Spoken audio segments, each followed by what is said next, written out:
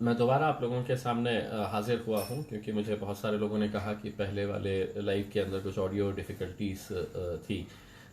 बस आप लोगों को यही बताने के लिए मैं आया हूँ कि औरंगाबाद एक अब ऐसे स्टेज के ऊपर आ गया है जहाँ पर जिसे हम एक अलार्मिंग सिचुएशन कह सकते हैं। बहुत ज़्यादा हमें चौकन्ना रहने की ज़रूरत है। और ऐसे हालात के अंदर जब ये फ़ैसला लिया गया था कि रमज़ान महीना आ रहा है और रमज़ान के अंदर लोगों की सहूलत को देखते हुए एक स्पेशल टाइमिंग डिक्लेयर किया गया था गवर्नमेंट ऑफिशियल्स के साथ बैठ के कि हर रोज़ दोपहर में 3 से 5:30 बजे के टाइम के ऊपर औरंगाबाद शहर के 23 जगहों को आइडेंटिफाई किया गया था कि जहाँ पर अपने अपने मोहल्ले का वहाँ पर बाजार लगाया जा सकता है। ये फ्रूट्स की मार्केट हो, वेजिटेबल्स हो, और वहाँ से लोग खरीद सकते हैं ताकि किसी को दूसरी जगह जाने की ज़रूरत ना पड़े। लेकिन कल जब 30 केसेस पॉजिटिव आए तो बहुत एक शॉक लगा पूरे शहर को, क्योंकि औरंगाबाद शहर में अभी तक जितने भी केसेस आ रहे थे, या तो कभी एक केस आता था, 2 केस आते थे, 3 केस आते थे, लेकिन एक साथ एक ही दिन में 30 केसेस आना ये बहुत ही ज़्यादा ये था कि अलार्मिंग सिचुएशन था। तो ऐसे सिचुएशन के अंदर फिर एक रिव्यू करना इस डिसीजन को, इसके लिए आज एक meeting divisional commissioner Sunil Kendrekar साहब के ऑफिस के अंदर ऑर्गेनाइज की गई थी, जिसके अंदर डिस्ट्रिक्ट कलेक्टर उदय चौधरी साहब, पुलिस कमिश्नर चिरंजीव प्रसाद साहब, डीसीपी खटमोड़े साहब, महानगर पालिका के अधिकारी, इस शहर के सामाजिक संगठनों के लोग, कुछ डॉक्टर्स, कॉरपोरेटर्स, अलग अलग पार्टियों के पॉलिटिकल लीडर्स, और बहुत बड़े उलमाए कराम जो थे वो तमाम लोग इस मीटिंग के अंदर शामिल हुए थे। और इत्तेफाक राय से फिर ये फैसला लिया गया है कि इस डिसीजन को रिव्यू किया जाए कि बहुत सारे जब लोग बाहर निकल रहे हैं तो यकीनन सोशल डिस्टेंसिंग फॉलो नहीं की जा रही है। यकीनन ये जो 30 लोगों के बाद से जो सिचुएशन चेंज हुआ है उसे देखते हुए कुछ कड़े कदम उठाने की ज़रूरत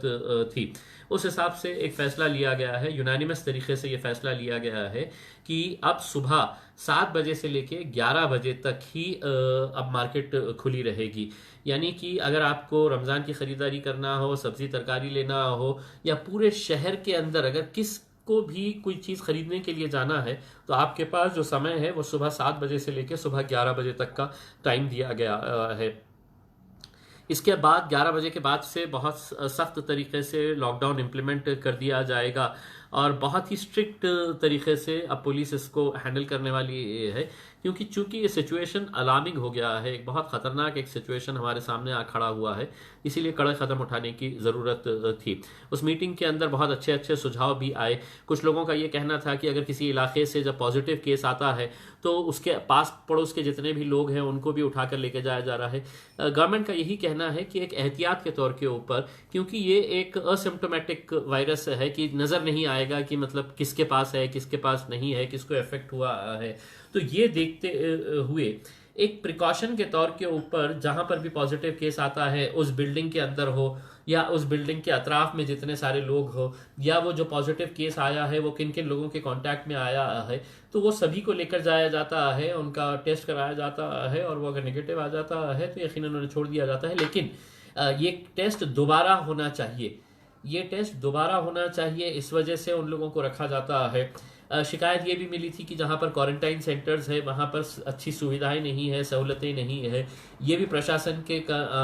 नज़र में लाया गया है, और ये सख्त ताकीद की गई है कि जितने भी लोग क्वारंटाइन के अंदर है उनको अच्छे तरीके से खाना प्रोवाइड किया जाए, वहाँ पे साफ़ सफाई का ख्याल रखा जाए, बल्कि उनका टाइम पास हो इसके लिए भी और कुछ दूसरी सुविधाएं हो सकती है तो वो सुविधाएं वहाँ पर सब प्रोवाइड की जाए। ये फैसला लिया गया है।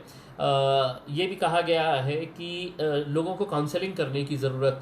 है, और ऐसे सूरत के अंदर हमने ये सुझाव दिया है कि उलमाए कराम अगर अपने मोहल्लों के अंदर लाउड स्पीकर लेकर अगर जाए और लोगों को बताए कि ये कैसी महामारी है कि जिसकी वजह से हम सबको बहुत ज़्यादा एहतियात बरतने की ज़रूरत है, दीनी एतबार से और दुनियावी एतबार से, दोनों तरीके से, तो यकीनन लोगों के ऊपर इसका असर होगा, क्योंकि एक पैनिक की सिचुएशन है। लोगों को लगता है कि अब ये वायरस मेरे को चढ़ गया है, मैं पॉजिटिव हो गया हूँ तो अब मैं बिल्कुल ख़त्म हो जाऊँ। जैसा जो नूर कॉलोनी का इंसिडेंट है, वहाँ पर जब वो लेडी को आया तो वहाँ के लोगों का ये कहना था कि ये महिला जो है ये तो कभी घर के बाहर ही नहीं निकलती है, ये निकली ही नहीं थी, तो फिर इनको कैसा हो गया है। वो नहीं निकली थी, लेकिन उनके घर का जो भी शख्स बाहर निकला था वो बाहर गया और बाहर से वो वायरस लेकर आए, और घर में जब आया तो वो घर के सबसे ज़्यादा टारगेट किसको करता है? जो घर के बुज़ुर्ग लोग हैं, हमारे माँ बाप है, हमारे दादा दादी है, हमारे नाना नानी है, या घर में जो भी बुज़ुर्ग होगा उनको सबसे पहले टारगेट करता है। यानी कि अगर आप नूर कॉलोनी की अगर आप लिस्ट देखेंगे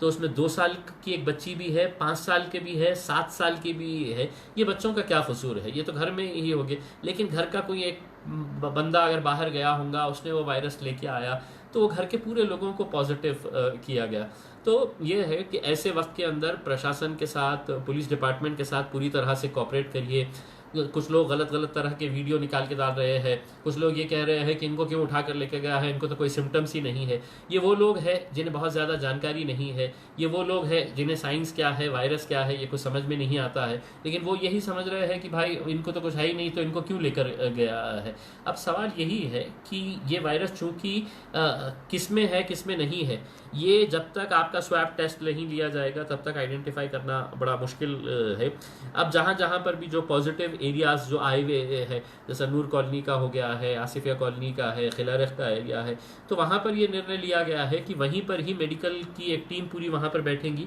और जितने भी लोग हैं सभी के स्वैब टेस्ट लिए जाएंगे। यानी कि स्वैब टेस्ट का मतलब ये है कि एक गले में आपके एक ये डाला जाएगा और आपके थूक का मायना लिया जाता है, बड़ा सिंपल सा है, लेकिन उससे ये तय हो जाता है कि किसको वायरस है। तो मैं लोगों से अपील करूंगा कि ज़्यादा से ज़्यादा उसमें आए लोगों ने अपने आप का टेस्ट कराए, क्योंकि जाने अनजाने में ये वायरस आप भी कैरी कर सकते हैं, और आप जब कैरी करेंगे तो आपके घर वालों को कितना ख़तरा होगा ये आप अच्छी तरह से जानते हैं। तो ये कुछ अहम फैसले लिए गए हैं। मुझे मालूम है कड़े फैसले हैं, बल्कि उस मीटिंग के अंदर तो किसी ने ये सुझाव दिया था कि 4 घंटे भी क्यों, 2 घंटे ही होना चाहिए, लेकिन इस मुबारक रमज़ान के महीने के अंदर लोगों की दिक्कतें होगी। इसे देखते हुए शुरुआत के दिनों में लोगों को यकीनन तो उस तकलीफ़ों का सामना करना पड़ेगा, लेकिन ये तकलीफ़ हम सबको सहना है। ऐसा नहीं है कि मेरे लिए मार्केट अलग खुली रहेंगी और आपके लिए बंद रहेगी, या किसी के लिए खुली किसी के लिए बंद। पूरे शहर के लिए ये डिसीजन लिया गया है, क्योंकि पूरे शहर का इसके लिए फ़ायदा होगा। दिक्कतें यकीनन आने वाली है, लेकिन जैसा वहाँ पर डिविज़नल कमिश्नर ने कहा है कि किसी की भी जान से बढ़कर नहीं है। अगर कोई दुकानदार ये कहेगा कि साहब मेरे कारोबार का कैसा होगा, मैंने तो इतना सारा फल लेके आ गया हूँ, सब्जी लेके आया हूँ, उसका कैसा होगा, ठीक है आपको थोड़ा सा नुकसान सहना पड़ेगा, लेकिन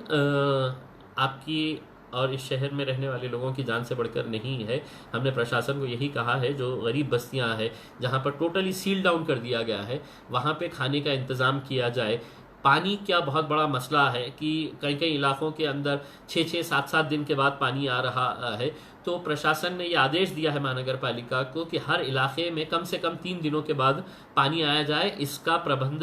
किया जाए। तो ये पानी की समस्या है, उसको भी निपटने के लिए किया गया है। मैं तमाम NGOs का शुक्रिया अदा करता हूँ जो इस मौके के ऊपर बहुत अच्छा काम कर रहे हैं, लेकिन मैं चाहूँगा कि जो इलाके हैं जहाँ पर टोटली सील डाउन कर दिया गया है वहाँ पर ज़्यादा तवज्जो देने की ज़रूरत है। हम सब मिलेंगे, हम सब मिलकर लड़ेंगे, और यकीनन अगर हम सब मिलकर अपनी अपनी जिम्मेदारियों को निभाएंगे तो यकीनन हम औरंगाबाद से कोरोना वायरस को भगा सकते हैं। अगर आप और मैं हम सब मिलकर अपनी अपनी जिम्मेदारियों को समझ ले कि नहीं, मैं अपने आप को, अपने घर वालों को प्रोटेक्ट करके रखूंगा, तो पूरा शहर प्रोटेक्टेड रहेगा, और तब जाकर हम बहुत जल्द औरंगाबाद शहर को इस लॉकडाउन से बाहर निकालेंगे। वरना अगर यूं ही अगर बाहर फिरते रहे, घूमते रहे, मार्केटों में टहलते रहे, तो ये लॉकडाउन कब ख़त्म होगा ना मुझे पता है ना आपको पता है। इसीलिए मैं तमाम औरंगाबाद की जनता से यह अनुरोध करूंगा कि 7 से 11 के बाद आप कोई भी सड़क के ऊपर नज़र ना आए, और अगर ऐसा आप करते हैं तो कोरोना वायरस से ये जंग हम यकीनन जीतेंगे। बहुत बहुत शुक्रिया।